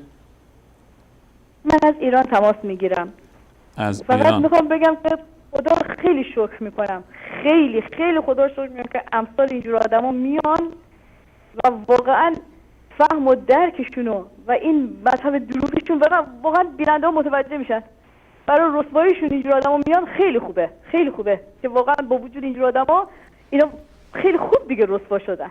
متشکرم از شما، خیلی متشکرم. ممنون از شما خواهر بزرگوار، ممنون از تماس شما. به هر حال آنچه که از هر من از شمس است، این یک نمونهش دیگه بینندگان عزیز دیدید. همونجوری که خواهر بزرگوارمون فرمودن، این آقا اومده بود مثلا ابرو رو درست کنه، زد چشش هم کور کرد. حکایت این گونه است، همه حرفاشون همینطوره.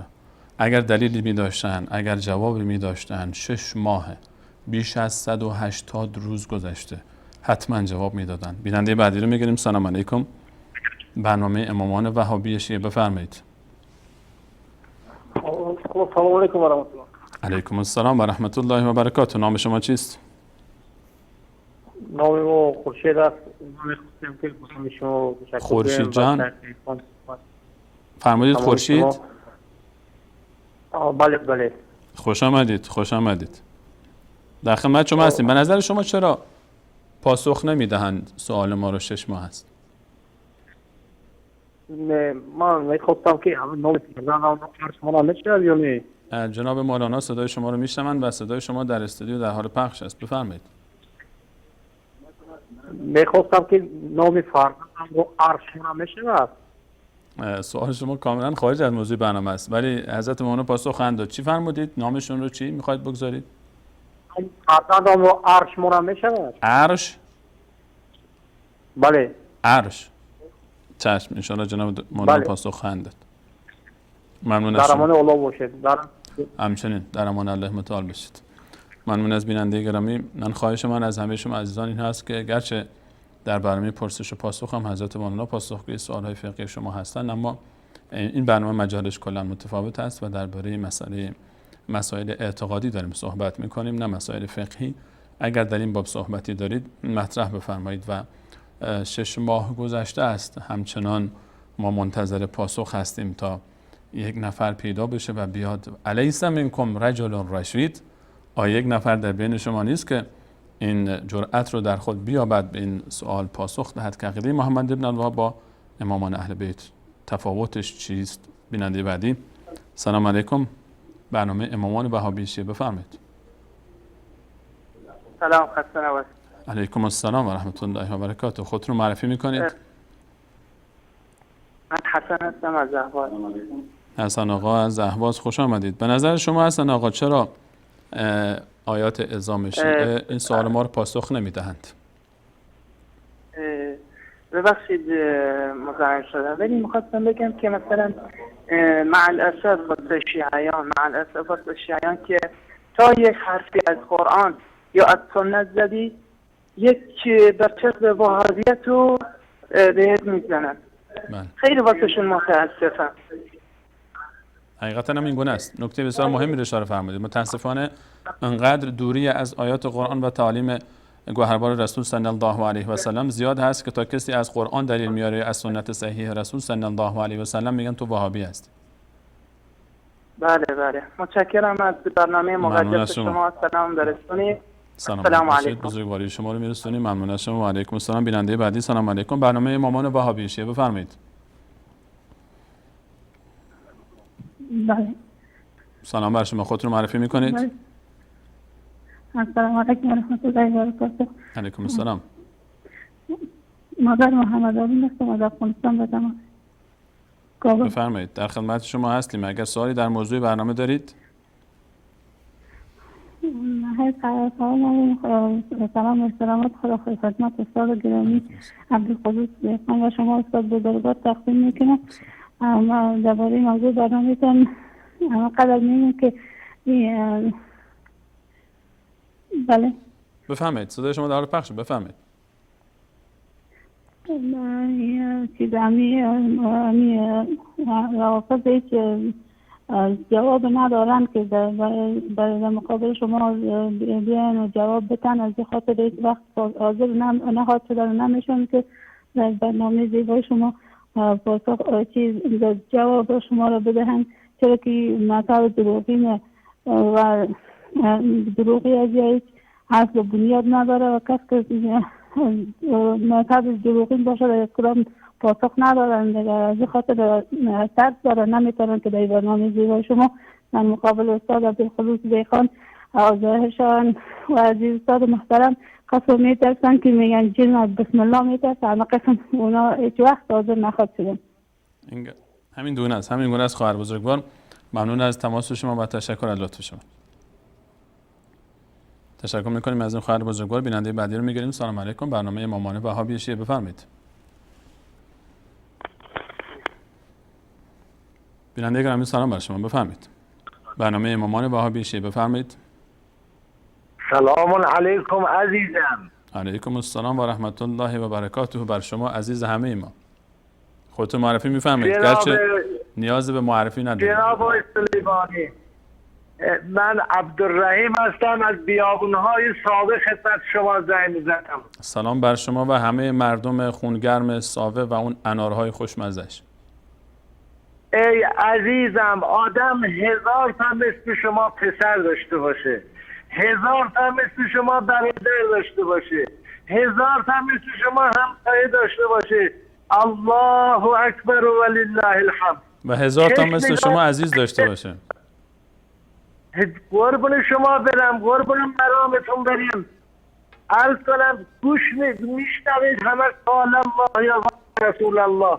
من درست دهه 60 شیعه هدایت شدم به فضل الهی، یا آخوندزاده به قول من بچه آخوندم، ولی شما از من از تنهایی و از ترس در آوردید بیرون دیگه. علنیش کردم. الله اکبر و لله الحمد. الحمدلله. یکی هم این که میخواستم خدمت جناب مولانا عرض کنم، ای بزرگوار شما با این دل رمیده من بیچاره چیکار کردید؟ هر وقت نماز میخونم یاد شما میفتم. این 38 سال این آقای درگاتی قرائتی هی گفت نماز بخونید، نماز خوندن یاد دادن این به اونجا رسید که خلافکارا رفتن زیر منبر جا پیدا نمیکنن، ولی شما نماز یاد میدین اونم نماز یاد میده. الله اکبر. آقا اینا جواب ندارن این حضرات که به شما بدن، دنبالشون نگردین. گشتم نبود نگرد نیست. جناب مولانا چه بلایی سر این دل من آوردی که نماز میخونم تکبیر جهان سوزم بلند میشه. الله اکبر و لله الحمد. صلی الله علی محمد و علی آله و صحبه و سلم. الله اکبر. شما از کجا بخواید بفهمی که اینا آدم های درستی یا درست نیستن؟ من تو کتاب قرآن‌الحکم عضو میخوام، آدم سنش میره بالا زیاد درس میزنه، عضو میخوام از شنونده ها. تو قرآن‌الحکم و دورالکلم یه حدیثی دیدم که از زبان سیدنا علی ابن ابی طالب کرم الله وجهه فرموده بود که ظن الانسان میزان و عقله و عمله اصدق شاهد علی اصله. آقا از عمل من از طرف و تقدیر شما میفهمید من چه آدم خوبی هستم یا بدی هستم. این حضرات از عملشون به فرموده سیدنا علی معلوم میشه که اینا چه قماشی هست. به قول بچه تهرونی ها خیلی آدم باید اسکول باشه نفهمه اینا کی هم. به والله العظیم من بچه آخوندم، ولی آخوندهای هستیم که به نوامیس پیغمبر معاذالله توهین نمیکنه. این قضیه اینا آبروی ما طور فرم برده. اینا ولش کن، اینا رو فاکتور بگیر.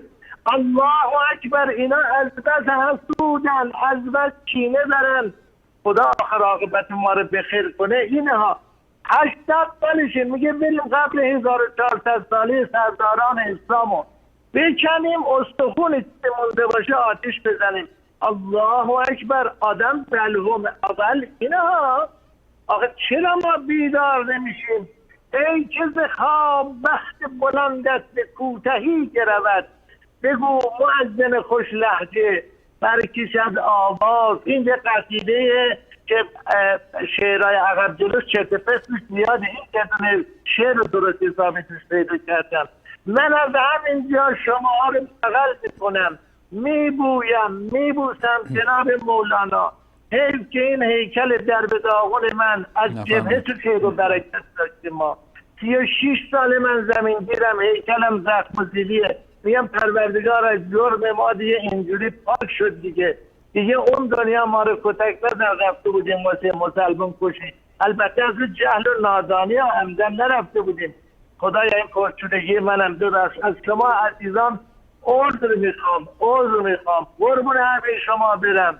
اینقدر اینا حسود از صورت ماه حاج محمد آقا انصاری دم اون چی میگن شطرنجی میکنن که مردم نبینن.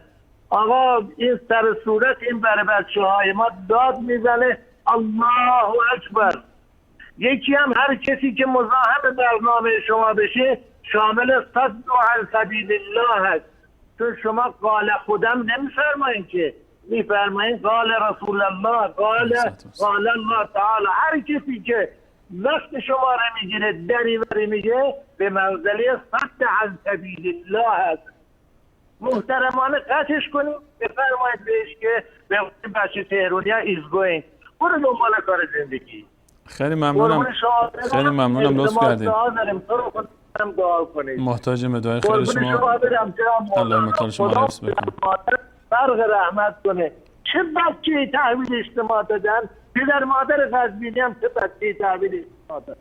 الله اکبر و لله الحمد. میبوسم شما رو. السلام علیکم. حفظتون میکنه. بارک الله فیکم و جزاکم الله خیرا. و امیدواریم که الله متعال همه ما و شما رو بندگانی مخلص و خالص برای خود بگرداند و همه گذشتگان ما و شما رو مورد رحمت و بخشش. و به هر حال طبیعتاً وقتی که فرزند ناصالح باشه پدر و مادر به هر حال تلاش خودشون رو خیلی وقتها میکنن، اما اجازه بدید که در حکم به والدین دیگران محتاط تر باشیم تا خدایی نکرده انصافی نکرده باشیم در حق والدین. ولو اینکه کسی مخالف ما باشه حساب والدین از فرزندانشون در جایی که فرزند تمرد میکنه کاملا جزاست. چه بسا که خیلی تلاش کردن اما به هر حال هدایت به دست الله متعال خواهد بود. حضرت مولانا فکر کنم بودن 12-13 دقیقه وقت داریم، مگر فرصت برای تماسات داریم یا برگردیم به روایت هم مونده؟ روایت باقی مونده. من از همه شما بینندگان عزیز تشکر میکنم. خطا پر هست کاملا و انشاءالله در برنامه بعدی باز انشاءالله وقت بیشتری رو در اختیار شما قرار خواهیم داد. میان برنامه کوتاه میبینیم، برمیگردیم انشاءالله در خدمت شما عزیزان خواهیم بود با تکمیل روایتی که از کتاب شیخ محمد بن عبدالوهاب در باب اول باقی ماند.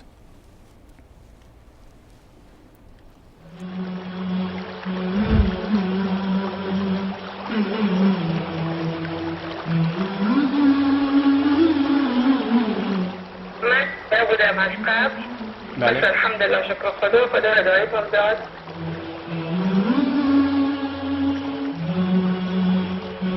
و موعد میشه اشهد ان لا اله الا الله و اشهد ان محمد رسول الله. خود من از یک شیعه بودم که 4-5 ساله که با خوندن قرآن موحد و مسلمان شدم. باور بفرمایید دیگه زیاده نمیتونم بگم. شاید ما 2 طبقه خونه داریم، یعنی 300 نفر پیش خونه اینا.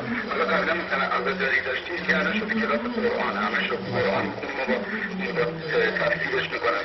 من خودم قبلا شیعه بودم، یه 2-3 ماهی که برنامه‌تون رو دیدم الان از تسنن شدم. اشهد ان لا اله الا الله و اشهد ان محمد رسول الله. امروز شما به من فهموندید که باید حقیقت رو دریابم و به نام محمد رو بیاورم. الحمدلله الحمدلله الحمدلله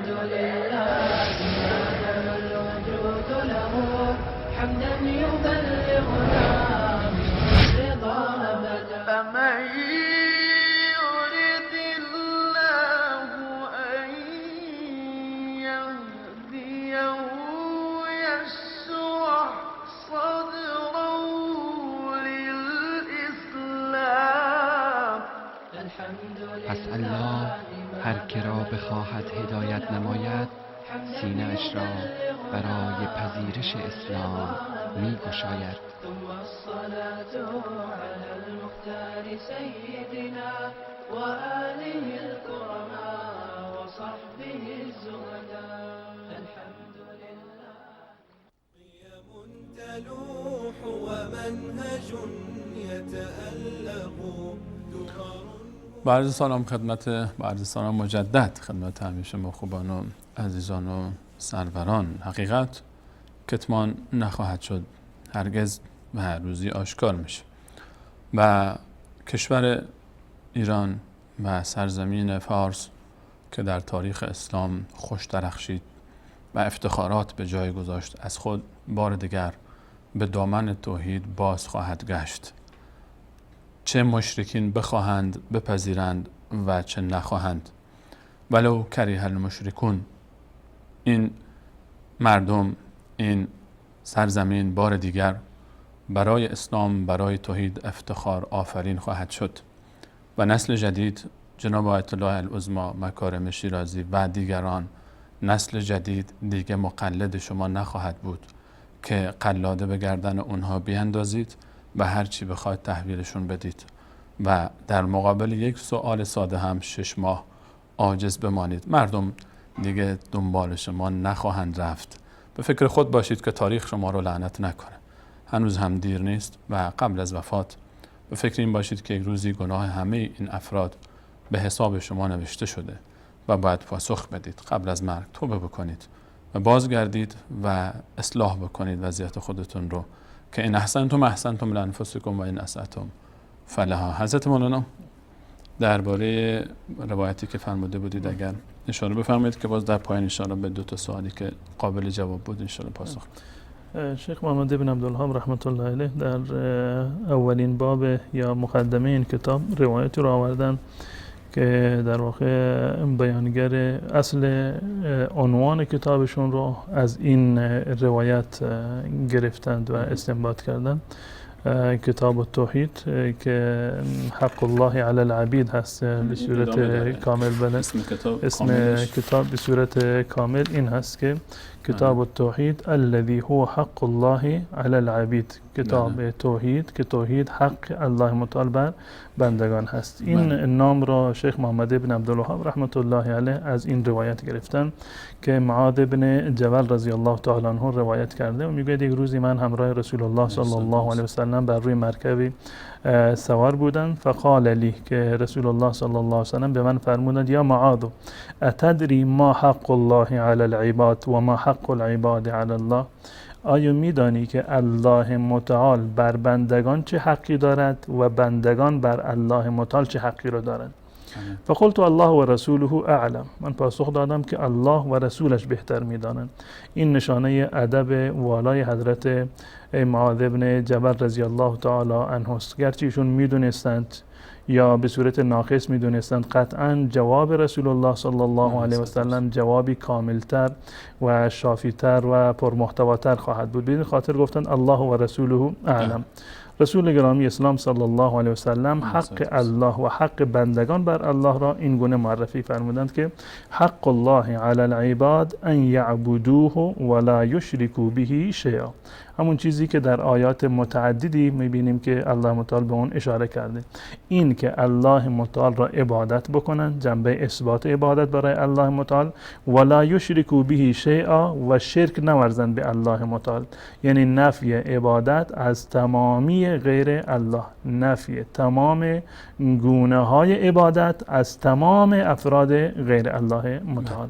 این حقی هست که الله متعال در واقع بر بندگان دارد و که هدف آفرینش و هدف ارسال پیامبران هست. و حق العباد علی الله و حق بندگان بر الله. و جالب این است که هیچ کسی بر الله متعال حق واجبی ندارد، یعنی کسی نمیتواند که بر الله متعال الزامی بکند که باید این کار را انجام بدهید. این نشانه لطف و رحمت الله متعال هست که بر اساس لطف و رحمتی که به بندگان دارد، به خاطر اطمینان خاطر بندگان، یک چیزی را از طرف خودشون بر خودشون واجب بکنند و حق قرار بدن به بندگان و اینو قرار دادن و حق العباد علی الله الا یعذب من لا یشرک به شیئا. کسی را که مرتکب شرک نشده الله متعال مجازاتش نمی کند، اون را عذاب نمی دهد. اشارت بسیار زیبایی است. بله بسیار، یعنی جمله واحده. امیدوار کننده ای هست. الله یعذب من لا یشرک به شیئا. و بارها در جاهایی از آیات قرآن و احادیث رسول الله صلی الله علیه وسلم بر این نقطه اشاره شده که الله متعال غفور رحیم هست، تمامی گناهان را میبخشد به جز گناه شرک ان را. الله لا یغفر ان یشرک به و یغفر ما دون ذلک لمن یشاء. هر گناهی که انسان کرده باشه در دایره رحمت و مغفرت الله متعال است، به استثنای شرک. اگر بدون توبه از دنیا اگر بره. بدون توبه انسان از دنیا برود شرک بخشوده نمیشود. اما بازم این نشانه رحمت الله متعال است. یک عمر اگر انسان مشرک باشد در آخر عمرش بازم توبه بکند، بازم میبینیم که الله متعال توبهش را قبول میکند و از گذشتهش الله متعال کلا چشم‌پوشی میکند و معاف میکند. حق بندگان بر الله این است که الله یعذب من لا یشرک به شیئا. فقلت یا رسول الله افلا ابشر الناس. یا رسول الله من نرم اینو اعلام میکنم در مدینه به مردم بشارت بدهم؟ رسول الله صلی الله علیه و سلم فرمودند لا تبشرهم فیتکلوا، که مژده نده که اونها توکل میکنند، یعنی میگن که به امید رحمت الله متعال شاید در اعمال عبادیشون سست بشوند. این در اون مقطع ابتدای اسلام بوده که چه بسا که اصحاب رسول الله صلی الله علیه و سلم هنوز در تحت تربیت رسول الله صلی الله علیه و سلم قرار داشتند. گرچه این مطلب در آیات قرآن فراوان اومده به صورت اشاره و در احادیث دیگر رسول الله صلی الله علیه و سلم هم اومده که در ابواب بعدی به این نقطه هم اشاره خواهد شد. اما در آن برهه زمانی رسول الله صلی الله علیه و سلم فرمودند که نه، به مردم نگو این نقطه رو با این تعبیر، و حضرت معاذ هم نگفتند، اینو در آخر عمرشون و قبل از وفاتشون وقتی در بستر مرگ افتاده بودند این نقطه رو بیان کردن، به خاطر اینکه مبادا یک علمی رو کتمان کرده باشند. گرچه این مطلب عرض کردم که با تعبیر دیگر در قرآن و حدیث اومده. این روایت صحیح است، در کتاب صحیح بخاری و صحیح مسلم اومده.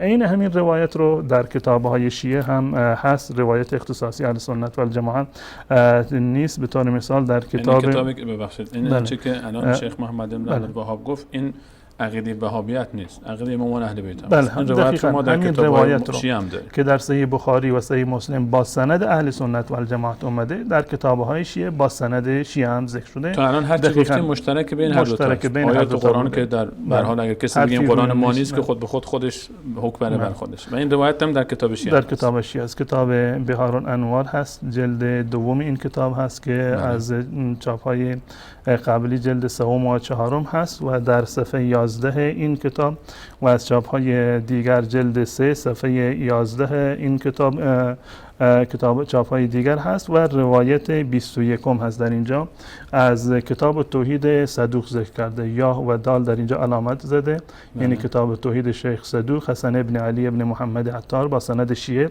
از محمد ابن محمود، از حمران، از مالک ابن ابراهیم، از حسین، از اسود ابن هلال، از معاذ ابن جبل رضی الله تعالی عنه قال كنت ردف النبي صلى الله عليه وسلم فقال يا معاذ هل تدري ما حق الله على العباد يقولها ثلاثا. این جمله در کتاب اهل سنت نبود، تا 3 مرتبه سوال کردند که ما حق الله على العباد، قال قلت الله ورسوله اعلم، فقال رسول الله صلى الله عليه وسلم حق الله على العباد ان لا يشركوا به شيئا، ثم قال هل تدري ما حق العباد على الله اذا فعلوا ذلك، وقتی که توحید رو به جا آوردن چه حقی رو بر الله متعال دارند؟ قلت الله و رسوله اعلم، قال الا يعذبهم او قال الا يدخلهم النار. دقیقاً همون روایتی هست که امام بخاری و امام مسلم از معاذ بن جبل رضی الله تعالی عنه نقل کردند، با همین محتوا، با یعنی اندک تفاوتی در الفاظش، وگرنه محتوایش و حتی اون اکثر الفاظش دقیقاً همین یک چیزی هست که حق الله بر بندگان توحید و یگانگی هست که صرفاً الله را بپرستند و غیر الله را نپرستند، و اگر موحد شدند حق موحدان بر الله این است که آنها را وارد جهنم نکند و آنها را عذاب ندهد.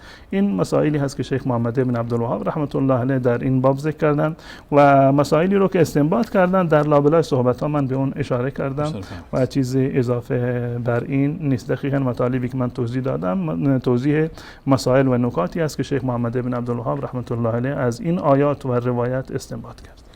پس حضرت مولانا من نتیجه بحث این شد که در بحث اول بینندگان عزیزم که شاید در پایان برنامه به ما پیوسته باشند، در بخش اول کتاب توحید محمد بن عبدالوهاب که در بخش چاپ به اسم مقدمه در برخی از چاپ به اسم باب اول مطرح شده، به چند آیه از کلام الله مجید درباره اهمیت توحید و پرهیز از شرک اشاره شد و یک روایت از معاذ بن جبل رضی الله عنه صحابی بزرگوار رسول صلی الله علیه و سلم که حضرت علیه الصلوة و السلام درباره حق الله تعالی بر بندگان و حق بندگان بر الله متعال صحبت فرمودند و این روایت هم در کتب معتبر اهل سنت و همچنین در کتب شیعه موجود بود. پس آنچه که در این باب محمد بن عبدالوهاب ذکر کرده از قرآن و روایاتی است که مورد اتفاق هر دو گروه اهل سنت و شیعه هست و چیزی از جیب خود اضافه نکرده و همون اعتقاد اهل سنت و برکه اعتقاد امامان اهل بیت و بزرگواران اهل بیت رضی الله عنهم اجمعین است.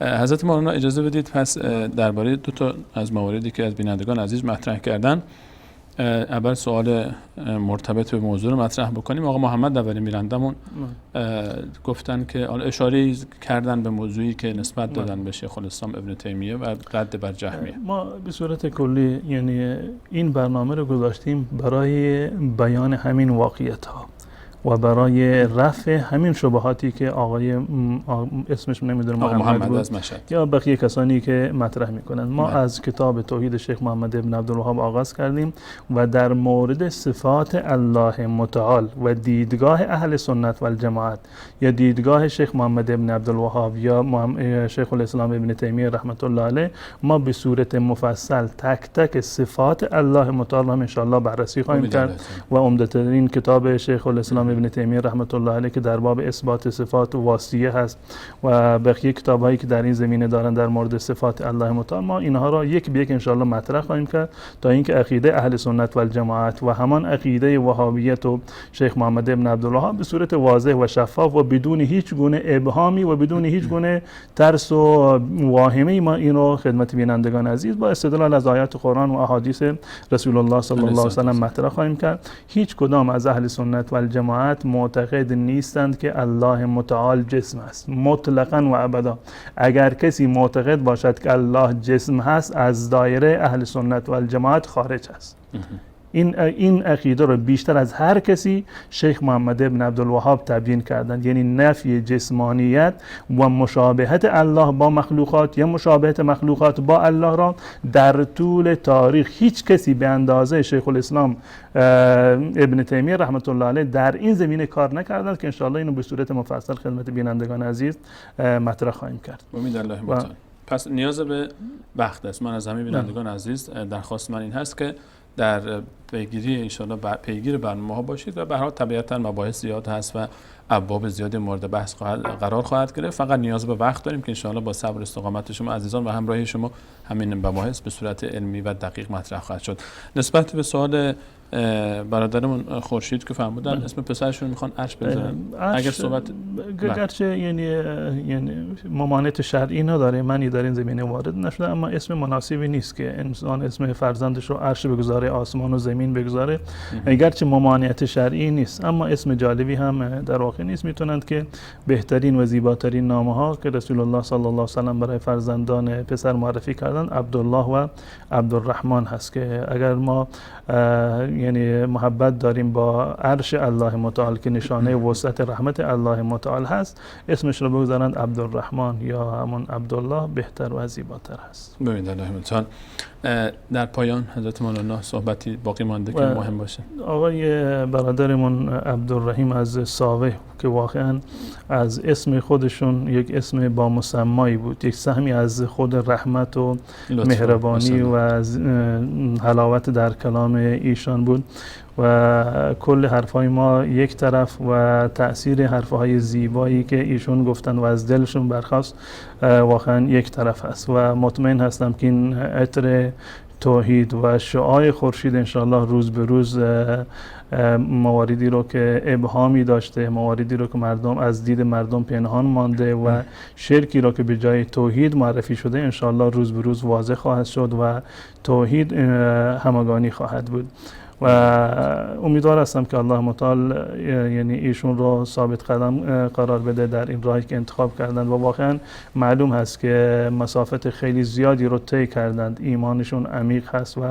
که حرفشون دلالت بر ایمانی داره که در قلبشون هست و ایمان واقعا این گونه هست، وقتی که در قلب یک انسانی جا پیدا بکند حرف انسان رو عوض می کند، منطق انسان رو عوض می کند، فکر انسان رو عوض می کند، اعمال و کردار انسان رو عوض می کند میکند، دیدگاهش را نسبت به جهان هستی و تغییر میدهد که این تغییر رو در برادرمون جناب آقای عبدالرحیم الساوی کاملا واضح و آشکار بود و ما امیدوار هستیم که الله تعالی ایشون رو ثابت قرار بده در این راه و سبب هدایت خودشون هدایت شدند و الله تعالی ایشون رو هادی و مهدی قرار بده، سبب هدایت دیگر عزیزان، خانواده و فامیل و جامعه ان شاء الله قرار بگیرند. صحبت پایانی شما با دیگر بینندگان عزیز. بله، این است که واقعا آقای عبدالرحیم الساوی یکی از نمونه‌های تأثیر عدم پاسخگویی آقایون مراجع هستند.